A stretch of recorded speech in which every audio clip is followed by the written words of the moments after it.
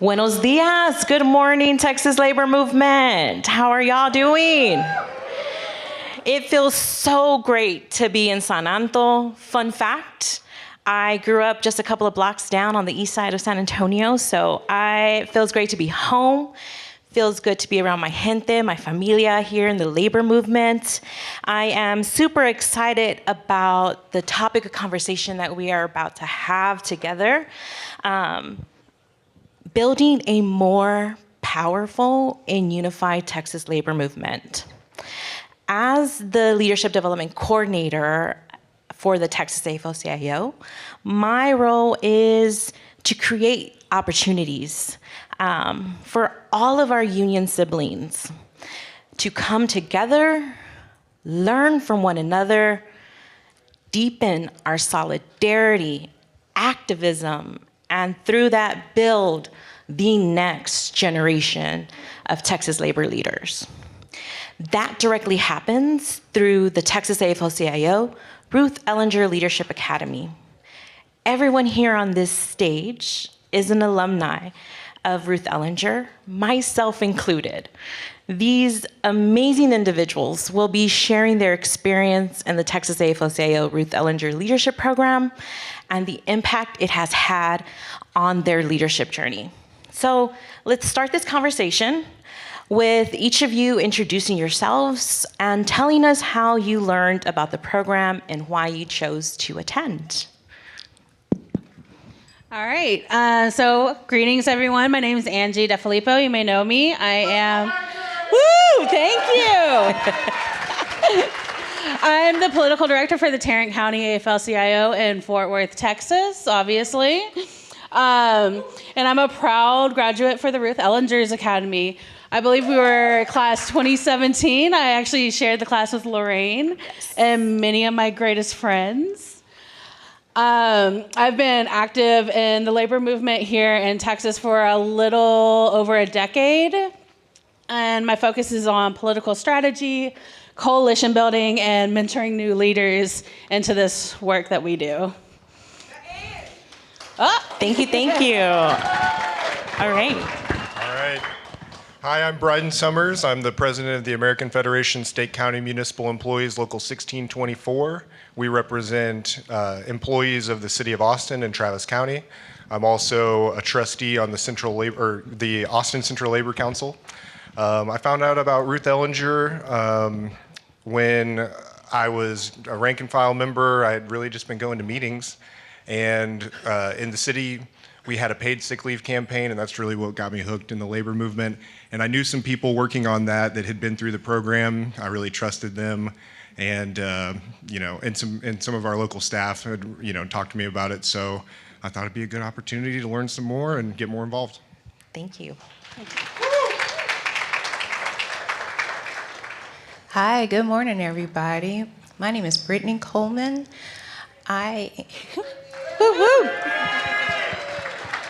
Oh, thank y'all. So I am a proud member of the American Federation of Government Employees, or AFGE, Local 252. I proudly represent, as Chief Steward, the bargaining unit employees at the U.S. Department of Education, which are nationwide, but a lot of us are in Texas, particularly in Dallas. And I graduated from Ruth Ellinger in 2024, so last year. It doesn't seem that long ago, but it is. And I decided to apply for the program after talking to my local president, Sharia Smith, who you heard from yesterday. And she's amazing, and I just really seen the growth and maturity that she's had, just being under her and helping her with everything. And I thought, wow, if it could do that for her, then I definitely would love to be a part of it. And I was just very excited when I was accepted, so. Yes.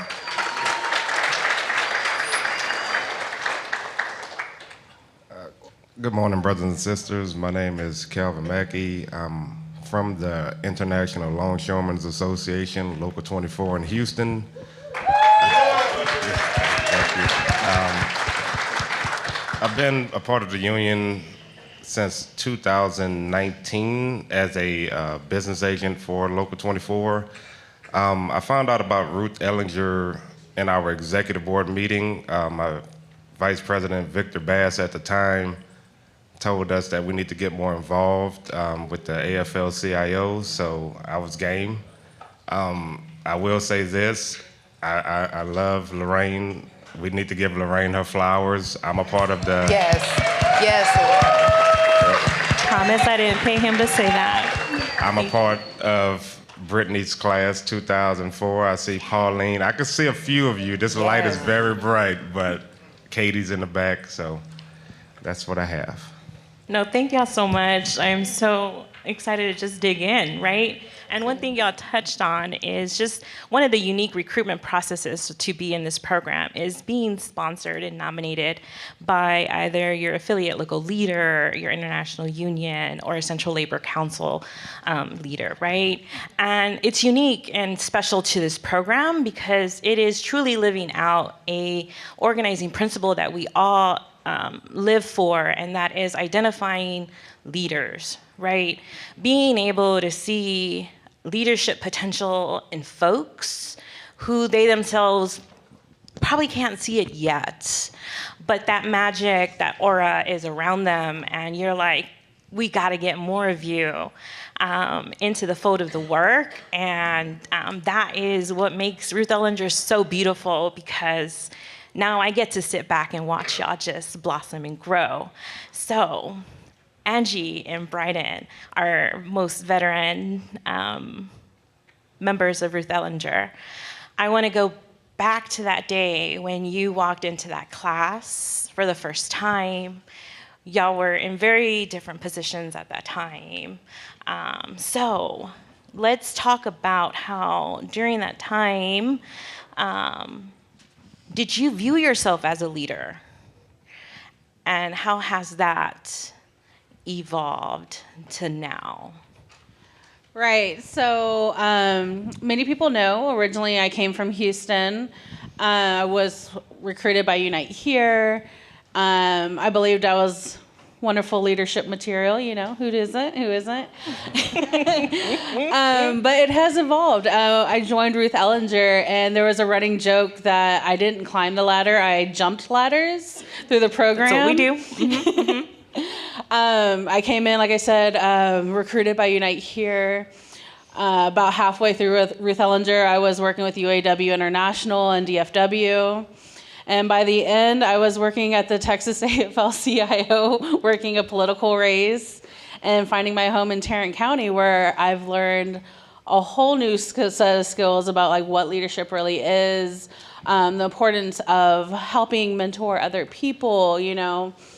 Between Ruth Ellinger and like the Young Workers Program, like we were given a lot of skills that I didn't initially have, and a broader perspective of what leadership really is. And like I said, it's like mentoring, it's coalition building, it's having the strategic mind, and like power building, power mapping, making sure you're intersectional when you're thinking about what you're doing. And those are all skills that I believe Ruth Ellinger brought to the table and has put me where I am now. Love it. Thank you so much for touching upon all those details of what leadership can mean and what the skills that we bring forth to develop these leaders, because we need to just build out our capacity. And thank you. Brydan, all right, you ready? Did you go back to that spot when you walked into that classroom? Yeah. So I was, just pestering my president and business manager at the time, like, hey, I want to be a little more involved, and they were trying to figure out what to do with me. So they were like, go do Ruth Ellinger. So I did that, and I think, the second meeting that we had, we were in Dallas, and that weekend we were talking about the history of the labor movement. We were talking about the priorities of the Texas AFL-CIO, and I had only been thinking about what our local does, right? Like, what are we doing for our city and county employees and that sort of thing. And getting that exposure about the broader labor movement, talking about the immigration struggles, which now I think our local and our Central Labor Council, we're doing more and more, and I really want to commend the members we have that are pushing that forward. But, for me, like, that wasn't something that I had a lot of exposure to. And it was really good to get that perspective, and then meeting all these people from across the state, understanding what labor looked like for them and their industries and in their regions, really helped me feel a lot more connected. Yeah. No, thank y'all so much for sharing about the several takeaways that y'all have taken from Ruth Ellinger to really put y'all in y'all's current position of leaderships. So we appreciate y'all sharing that with us. And yes, it is about the skills. Yes, it is about learning our labor history and the priorities of the Texas AFL-CIO, right? Making sure that we understand and broaden our sense of what organizing looks like, our political program, our legislative program is.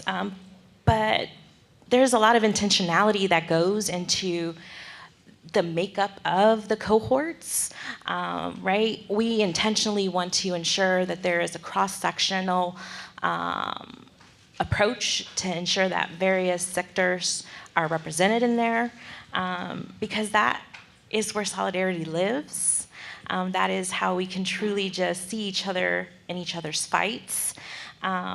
So I'm gonna go ahead and allow Brittany and Calvin to talk through being in these diverse cohorts where we do have a cross-section of sectors and lived experiences. How did being in a diverse cohort cement your union principles and values, Brittany? Well, I'd say it definitely cemented the fact that we are really all in this together, and an injury to one really is an injury to all. I will say that from the federal sector, I understood the work that I did individually.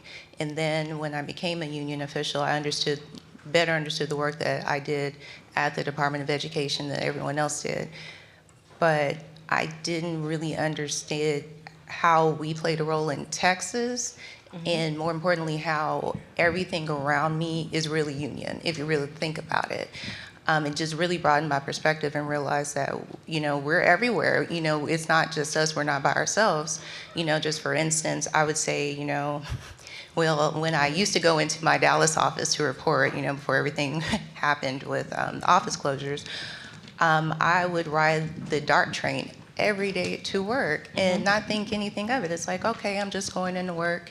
And then it didn't occur to me until I was in the Ruth Ellinger program and had Brother Jeff in our cohort that, he works with the Amalgamated Transit Union. He's with that union, and that is the union that protects those workers that, get me to and from work safely. Not understanding that the cell phone service I have is through AT&T, and that's protected by CWA until we had Brittany in my cohort. And, Robin is just really realizing how we really all fit together and how I play a bigger role in that. And just realizing that if anything happens to any one of us, right now, a lot of people realize the attacks we're under in the federal sector at the Department of Education, that really it impacts us all. I can even say that, just understanding what my brothers and sisters do at ILA, like Calvin and Brydan, who we were in the cohort together, and how y'all get supplies to us. And, when y'all had that contract fight, I was rooting for y'all. I didn't have that perspective until I got to know you guys and to really see how everything we do really impacts each other. Thank you so much. Calvin. Let's keep the ball rolling and keep adding to this.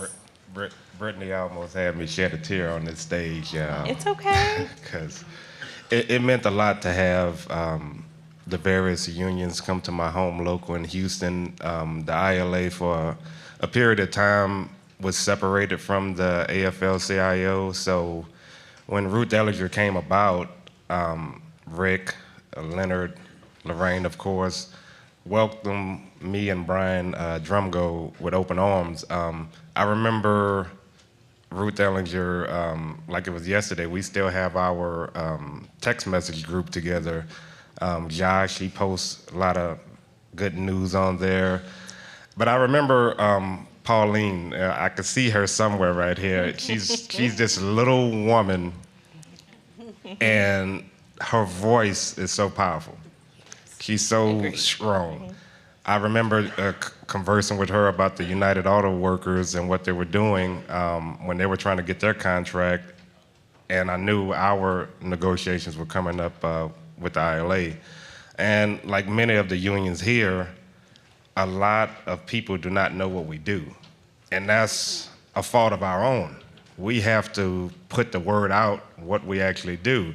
A lot of people didn't know what the longshoremen did until we went on strike or until COVID.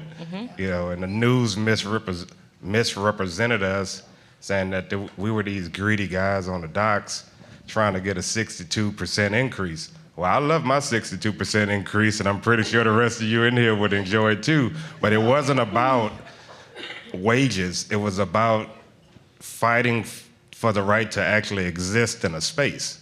Yes.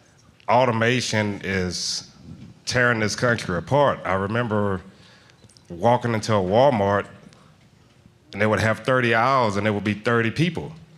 Now you walk into Walmart, and there's only 2 people, and there's 40 self-checkouts.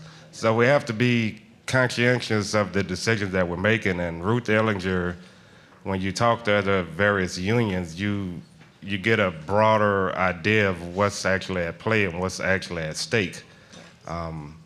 So I would highly recommend signing up for Ruth Ellinger. Thank you, thank you. Yeah, I love just how y'all touch upon the magic that happens within these cohorts, right? How you walk in the first day of that classroom and you feel like strangers. The only thing that is connecting you is that y'all are all workers. Y'all are all in this Texas labor movement. But on that 4th session when y'all graduate, y'all are truly leaving as family and community, and it is just amazing to see how that experience can just be transformed and evolved through that time. So, to the folks on the panel, how are y'all still staying in touch, right? How are y'all still communicating with folks from your cohorts? And this is open up to all 4 of y'all, and we can popcorn and talk through how are y'all staying in community and keeping that alive?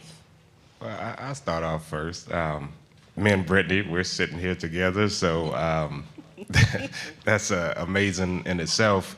We still have again, like I said earlier, we still have our WhatsApp group. I run into my class, 2024 class. If you're in here, say hello. But we're constantly connected. Katie in the back, I love her to pieces. Her and Miles down there in Corpus Christi. What Pauline does, what Josh does, Brittany. I think we have 2 Brittany's. Brittany, yeah. And I think the other Brittany is here too. So we're constantly connected, and we celebrate each other's successes. And whenever one places a call to action, we all show up. So I enjoy that about our class. Absolutely. Yes. And I'll just add on to what Calvin said. Like, I mean, the honor's all mine to be here with you. I mean, you know, he touched about it. It's like when Calvin and Brian welcomed us into their union hall, that was like inviting us into your home. And we saw how hard you guys really worked. So, I mean, that meant a lot. And it's just been great to stay in contact with y'all, like through the WhatsApp chat. And also, too, just seeing people through, you know, for me in the Dallas area. Like, I've run into Travis and Brittany at events. I've seen, you know, Mr. Jeff on the dart rail. Like, literally saw somebody waving on me on the dart train one day. And I was trying to figure out, you know, why is someone waving at me? Like, what is happening? And then when he walked through to get to the other side and I realized it was him, it just made my day just to see him. And I'm glad that I saw him yesterday, too, and I hope he's still out here. It's just, that's great.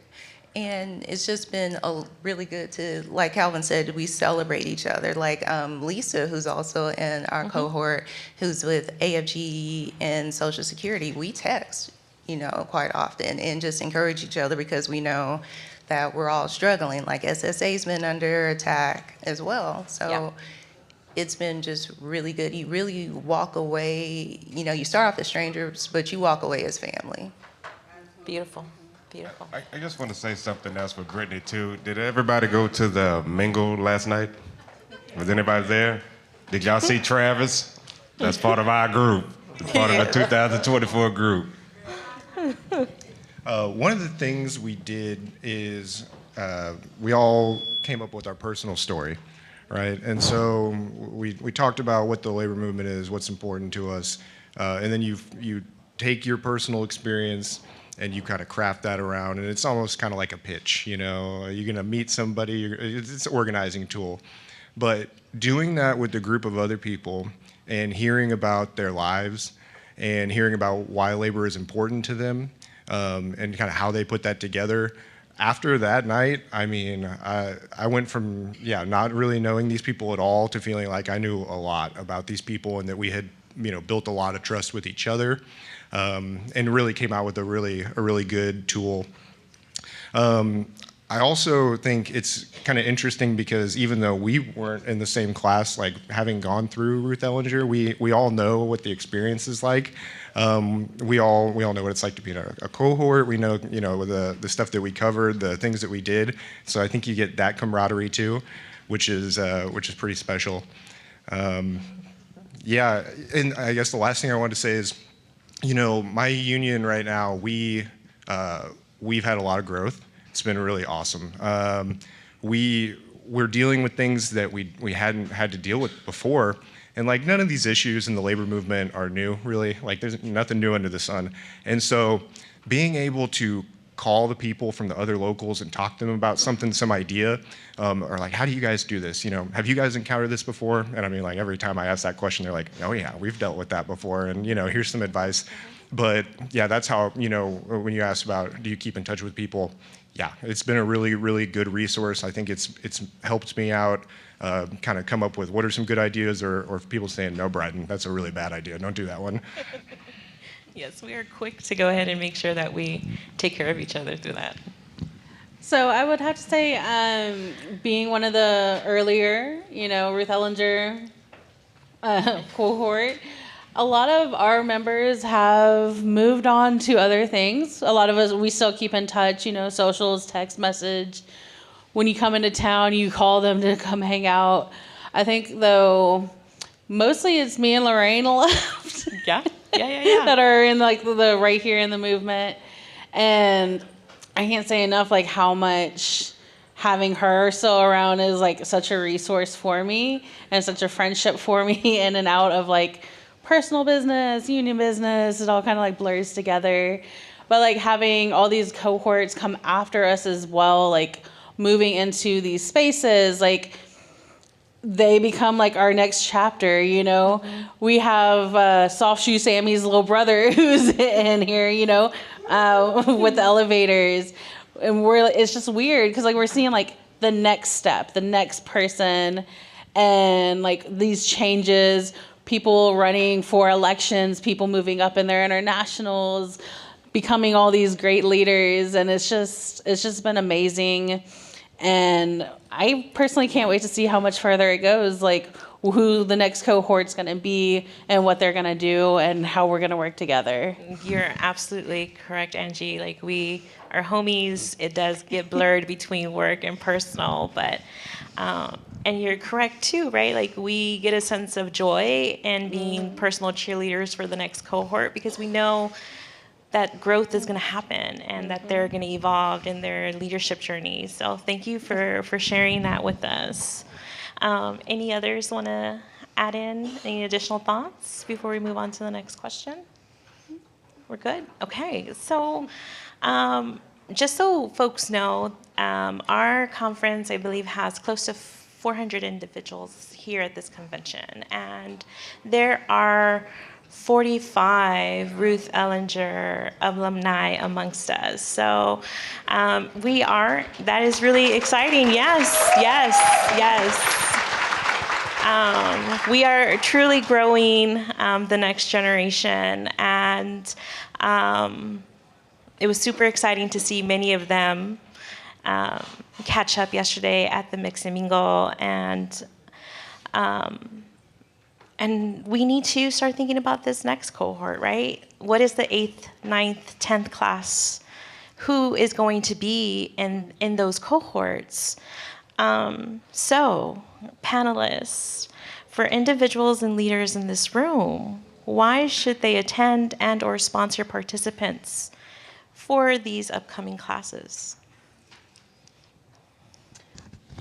All right, I guess I'll kick it off. Yes, you this will. turn. You will. So why should you attend? Why should you pick upcoming leaders, new people who maybe haven't been the most engaged, and you want to get them engaged into this movement?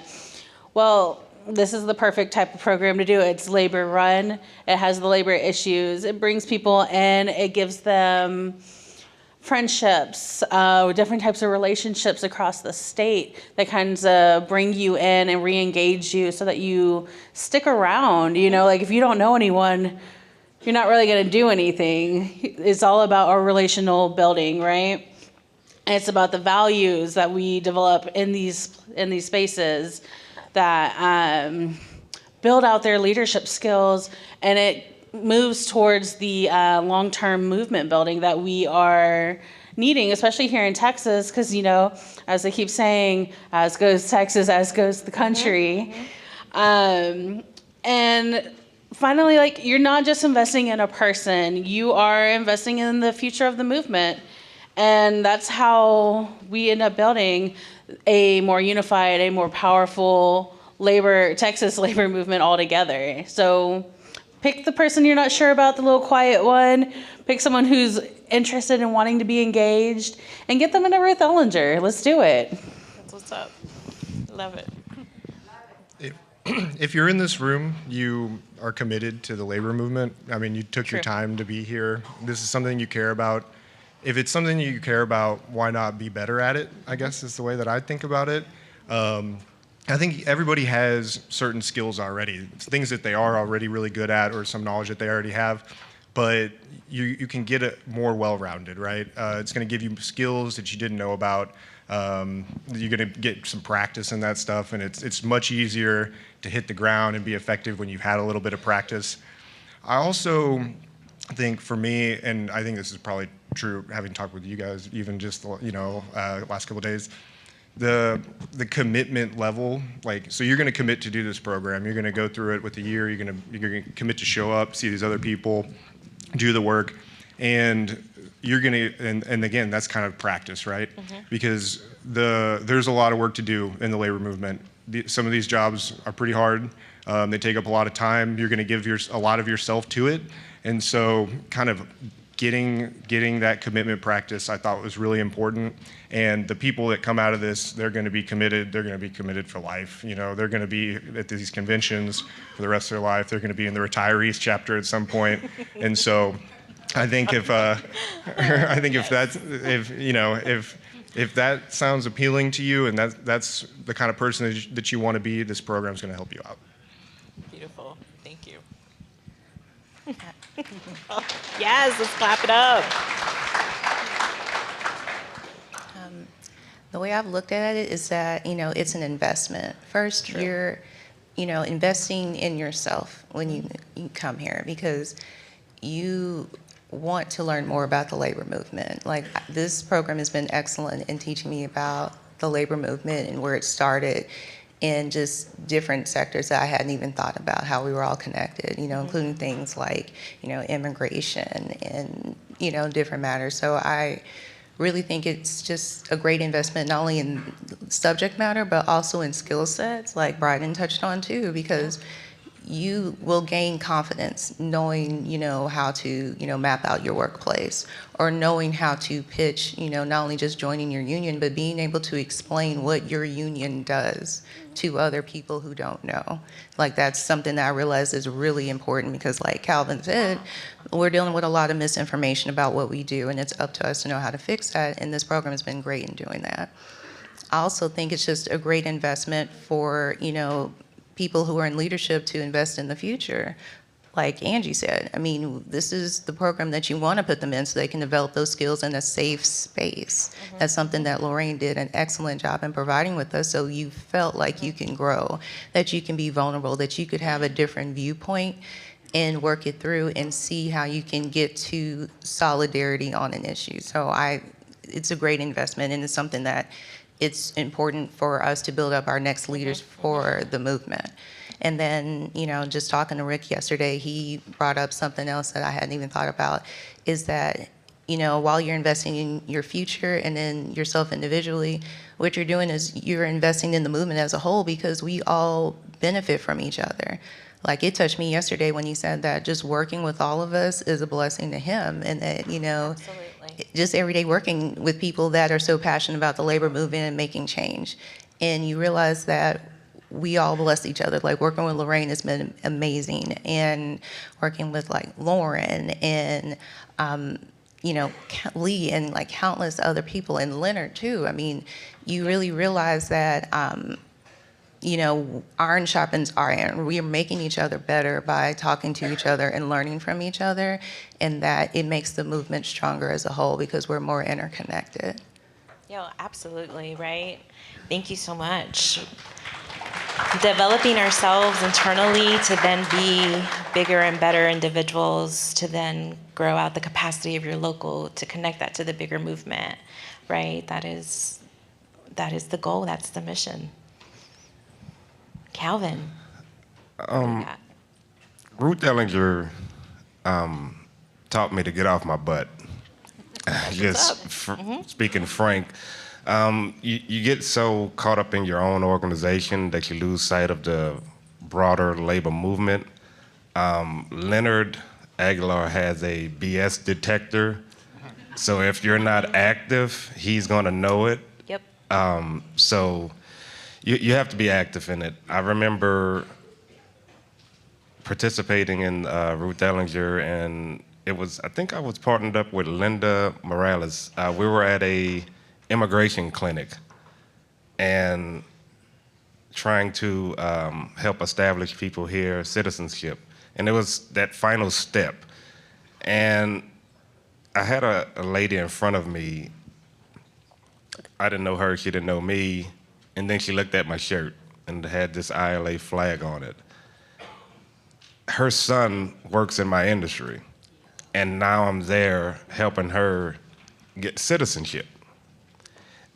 You don't know how much that means to me, being able to assist in that, and that only came from the Ruth Ellinger Leadership Academy. I would have never experienced that.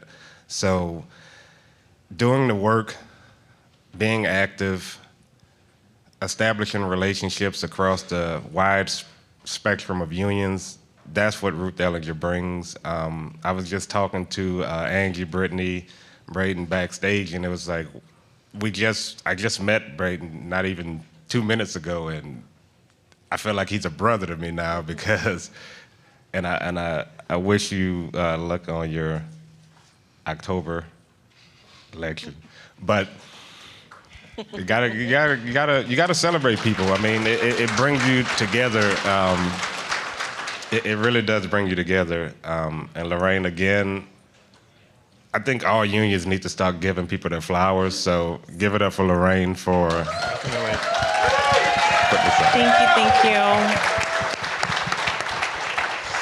It's mutual, it's love, right? We're in our 7th class, but this is my 2nd cohort. Y'all were Brittany and Calvin were my 1st cohort to be leading this work. So it is very moving to just see y'all blossom and continue to grow. And Angi, like, we have traveled this movement up and down and as well. And Brydan, to see you go from a rank and file member to now president of your local, right? And who knows where else our leadership journeys are going to take us, right? It is just a journey in itself. And just want to give it up to our panelists for taking the time to share from their hearts their leadership journey with us, because at this moment in time, we can't afford to sleep on the development of the next generation of labor leaders, right? Our fights are marathons and not sprints. And we really have to live out that we are a labor movement as big as Texas. And so there will be QR codes where folks here in this room should go ahead and click to go ahead and express their interest in one, whether it's yourself to be in the next cohort or to take that back out to your local and have somebody from your local participate and go through this process. So, muchísimas gracias. Thank y'all so much for sharing this stage with me and creating this beautiful community and imparting your skills and knowledge with everybody here. So thank y'all.